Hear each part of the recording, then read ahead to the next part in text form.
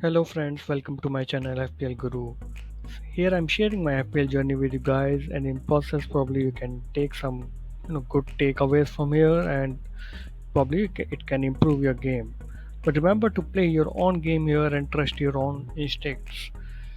So let's move to my game week one squad, and I'll show you how it went for me. As you can see, I have got a pretty good score here. I scored 111 points uh, with an currently trending at a rank of 42k with an average game of 69 points here.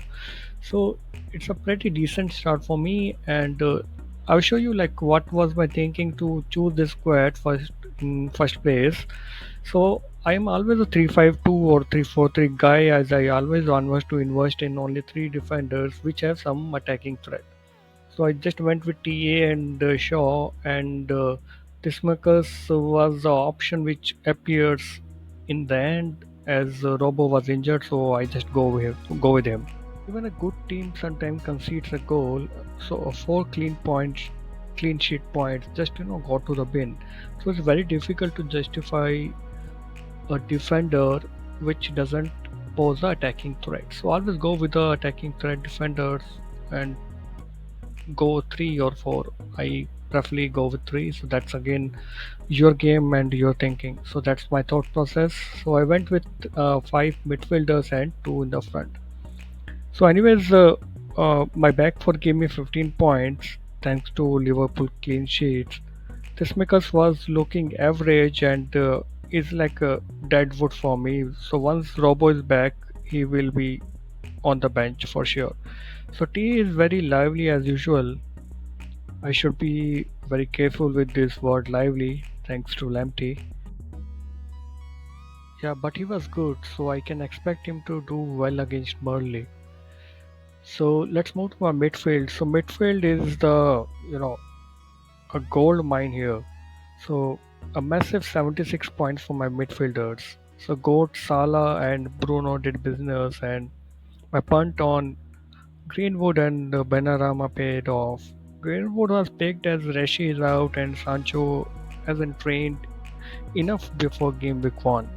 Benarama was picked because of his preseason, and since Lingard is also not there with West Ham, so there is almost a very good chance that he will be involved with West Ham. So I just picked him. So it works for me. And as an eye test, I am very happy with my midfield performance.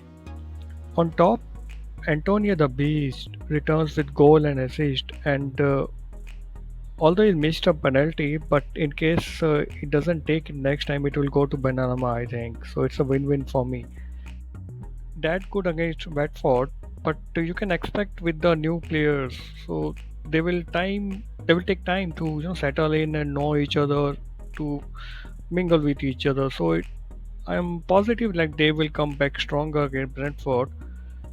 On bench, actually nothing exciting apart from Eiling goal. So Persia is again a deadwood, and I will get rid of him, but no plans as of now. Well, let's see how my game week 2 squad shaping up here. Looks a strong squad on paper this game week with Liverpool playing Burnley, so I can expect some good returns from my back too. And Shaw is also due, as his recent performance again with England in Euros were very good. So considering the opponents, I can expect something. Not a 9-0 again, but you never know. And my goalkeeper is against Watford, so I'm not very sure if I can get a clean sheet, but let's see. So my midfield is pumped up from the last game week, so I can expect at least 50 points from them. Only dilemma which most of us will have this game week is Bruno or Salah for the armband. I will go with Salah personally, considering his home fixtures and playing with a full house crowd. So which will be adrenaline rush for Salah, and hope he bangs. Bruno is not bad at all, as he can run right against Saints. My only reason to incline towards Salah is his home fixture. Well, again, play your own game and trust your instincts here. Both are good options here for this game week. Those without Bruno and Salah go home, tata bye bye. Just kidding. It's hard for Bruno gang last game week, but it's just a start. We can still catch up. Even I had a plan to swap Bruno and a 7.5 mid Profili Gundo to Sancho and Son. It's still on my mind, but seeing how Sancho is performing, uh, that will decide my move. On top, Inks has a good fixture where can I expect a decent attacking game. Newcastle were great attacking threat in first half against West Ham, but had a leaky defense in second half. So that's a positive thing for Inks. Although for West Ham, Foxes will be a tricky fixture where I don't see much of the goals. But the form which shown by Antonio and Benrahma in the second half, I can expect something out of them.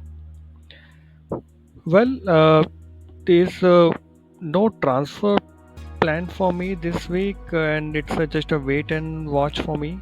But in case you want to bring a player, I will personally say target Manchester United and Liverpool fixtures, which are quite good for a long term. In in case you have less than three, so do a triple up. Manchester City is also good fixture you can target, but you know Pep, right? Yeah, you don't know Pep. So what's on his mind, you never know. So I am with Gundo for now, and that's it from my side. And I wish you good luck with your teams, and I hope FPL gods are with you and your arrows are green.